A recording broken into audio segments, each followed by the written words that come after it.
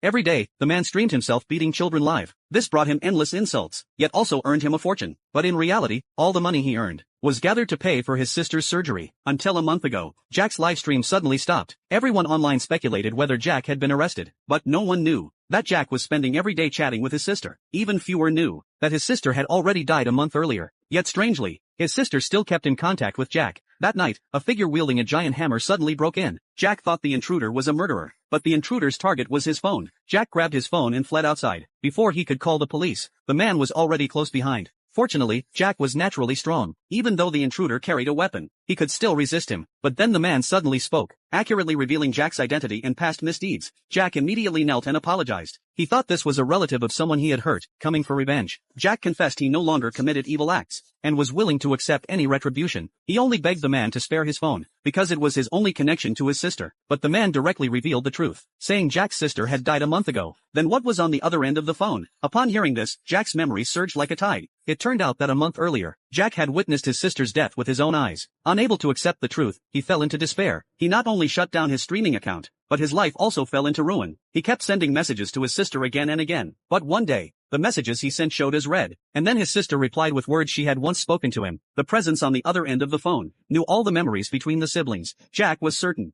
that it was his sister. At that moment, his sister's voice came from the phone. Jack saw her image and wept with joy. Suddenly, the man swung his hammer and knocked Jack's phone away, but when he tried to destroy it completely, an accident occurred. With one strike, the phone remained completely unharmed. He thought it was because of a phone case, but the next second, his sister's image appeared in the real world. She warmly greeted Jack.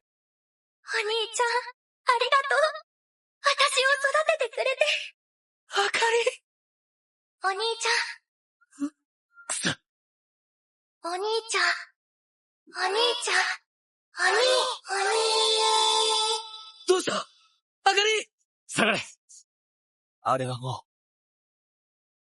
Seeing this, the man placed Jack behind him, and told him, "This is not your sister." It turned out that this world had ghosts. They often lingered in the places of their strongest obsessions in life, and as times changed, these obsessions had even spread into mobile phones, manifesting as spirits through social media accounts. Now it's seen, physical weapons were useless against such spirits, so the man put down his giant hammer, and instead pulled out a phone. To fight a digitized ghost, one had to use digitized weapons as well. While the ghost still had one foot trapped in the phone, the man immediately launched an attack. あかり